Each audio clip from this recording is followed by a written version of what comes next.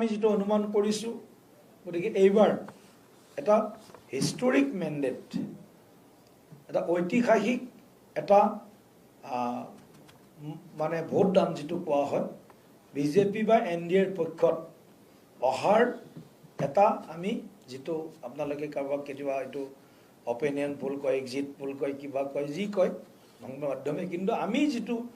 তলৰ গ্ৰাছৰুট লেভেলৰ পৰা আমাৰ যিমান বুথ সমিতি আছে তেওঁলোকৰ পৰা যেটো আমি কালি ৰাতিলৈকে নিখালৈকে আমি যেটো ৰিপোৰ্ট লৈছো 17C ফৰ্ম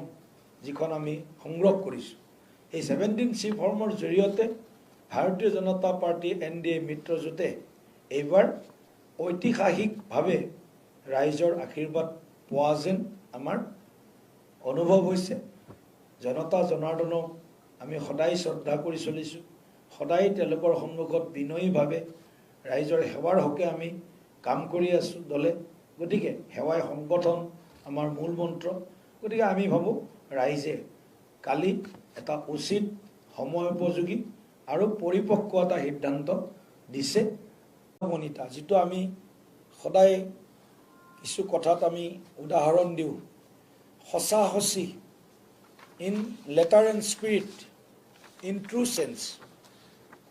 আবাল বৃদ্ধ বনিতাই ভোটদান কৰিবলৈ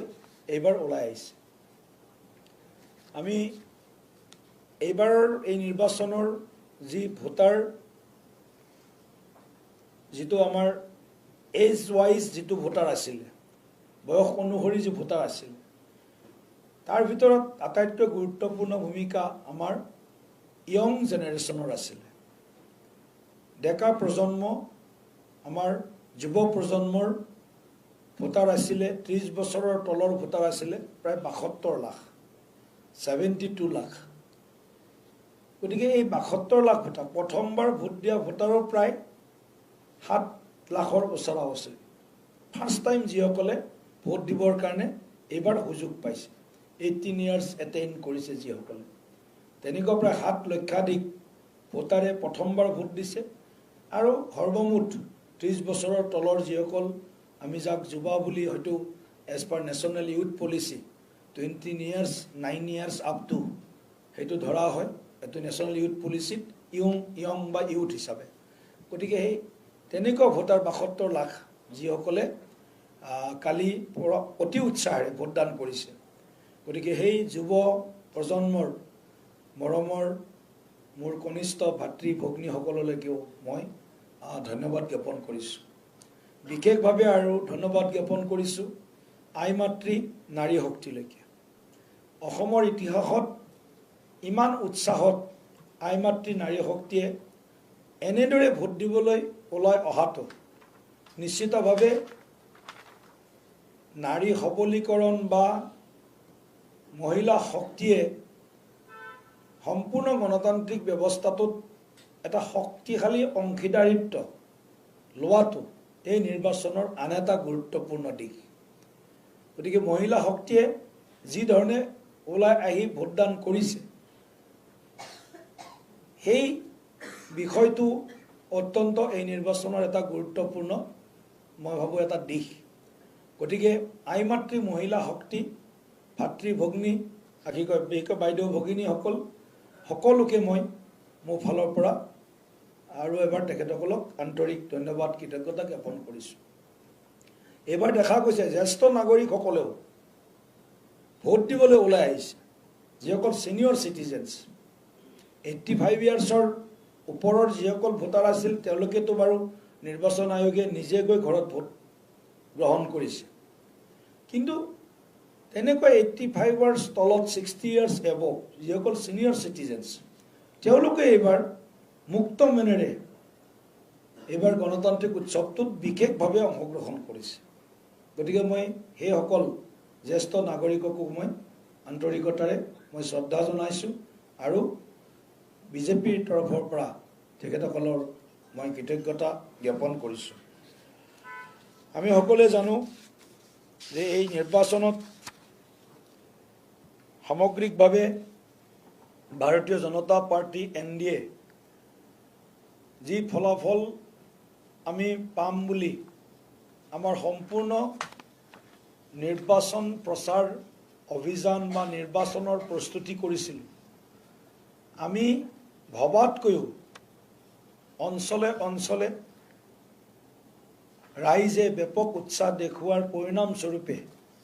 এইবাৰ নিৰ্বাচনটোৰ আন এটা গুৰুত্বপূৰ্ণ দিশ হৈছে, আমি আগতে জানো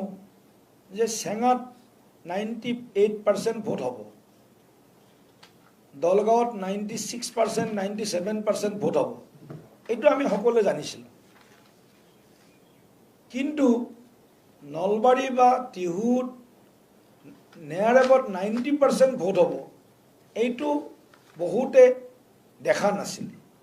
গুৱাহাটীত 60-62% ভোটদান, 65% ভোটদান, 67% ভোটদান, এইবাৰ 70%ৰ ওপৰত ভোটদান, 75, 77, 78লৈকে গৈছে। গতিকে নগৰীয়া ৰাইজেও এইবাৰ গাঁৱৰ ৰাইজতকৈ পিছ পৰি থকা নাই। এইটো এই নিৰ্বাচনৰ আন এটা গুৰুত্বপূৰ্ণ উপলব্ধি বা দিশ বুলি আমি অভিহিত কৰিব পাৰোঁ। গতিকে গাঁও নগৰ সকলোতে ভোটদান এইবাৰ বাঢ়িছে। আৰু বিশেষভাৱে আমি এই মুহূৰ্তত এইটোৱে ক'ম যে আমাৰ নিজৰ চিনাকি লোকসকলে এইবাৰ বেছি ভোট দিছে। এইটো এটা ডাঙৰ এই নিৰ্বাচনটোৰ গুৰুত্বপূৰ্ণ দিশ বুলি আমি আজি ক'ব পৰা হৈছোঁ যে এইবাৰ আমাৰ মানুহে ভোটটো দিয়াত আগত যিটো অকণমান হ'লেও হেজিটেট কৰিছিল বা পৰিৱেশ চাইছিল, এইবাৰ এইবিলাক নাই। এইবাৰ আমি ভোট দিম আৰু গণতন্ত্ৰ শক্তিশালী কৰিম আৰু এখন শক্তিশালী চৰকাৰ পুনৰ প্ৰতিষ্ঠা কৰিম। এই সংকল্পেৰে আমাৰ অঞ্চলসমূহত য'ত আমি সদায় দেখিছিলোঁ কম পাৰ্চেণ্টেজ হয় পলিং, সেইবিলাকতো আমি এইবাৰ ভাল মানে অতি ভাল ক'ব লাগিব আজিৰ দিনটোলৈকে। এতিয়ালৈকে যোৱা 3-4টা নিৰ্বাচনৰ যদি মই তথ্য দিওঁ, তেতিয়া আপোনালোকে গম পাব যে যোৱা 21 নিৰ্বাচনত টোটেল পলিং আছিলে 82.28%। 21 15th আছাম এছেম্বলি ইলেকশ্যনৰ পাৰ্চেণ্টেজ আছিলে পলিং পাৰ্চেণ্টেজ 82.28। 16ত আছিলে 84.72। 2011ত আছিলে 76.03। অৰ্থাৎ 2006ত আছিলে 75.77। গতিকে এই তথ্যটো হৈছে 2006 2006ত 75.77%, 2011 2011ত 76.03%, 2016 2016ত 84.72, 2021ত 82.28 আৰু এইবাৰ অলমষ্ট 86%, প্ৰায় 4% ভোট এইবাৰ সামগ্ৰিকভাৱে বৃদ্ধি হৈছে। আৰু এই ভোট বৃদ্ধিটোৱে আমি কেইবাটাও দিশত যেতিয়া এনালাইচিছ কৰোঁ, তেতিয়া আমি দেখোঁ যে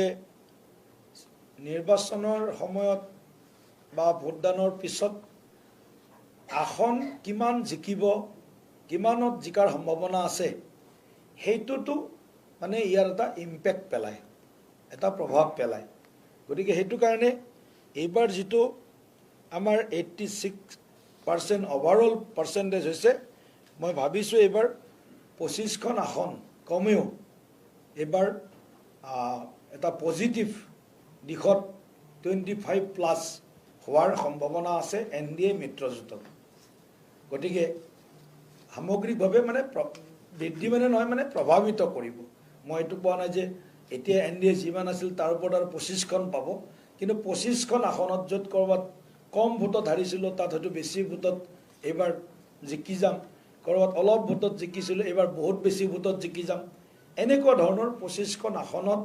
এই percentage of voter, polling percentage of যিটো আমাৰ হৈছে, এইটোৱে প্ৰভাৱিত কৰিব। গতিকে এনেধৰণে যদি আমি চাওঁ, গতিকে পলিং পাৰ্চেণ্টেজৰ যিটো এইবাৰ 16th আছাম এছেম্বলি ইলেকশ্যনৰ যিটো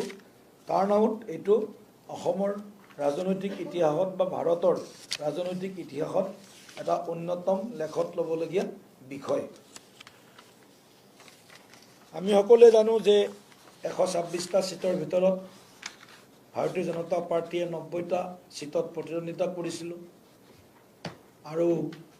অগপ দলে 26টা সিটত প্ৰতিদ্বন্দ্বিতা কৰিছে আৰু BPF দলে 11টা সিটত প্ৰতিদ্বন্দ্বিতা কৰিছে। গতিকে সামগ্ৰিকভাৱে আমি 126টা সিটত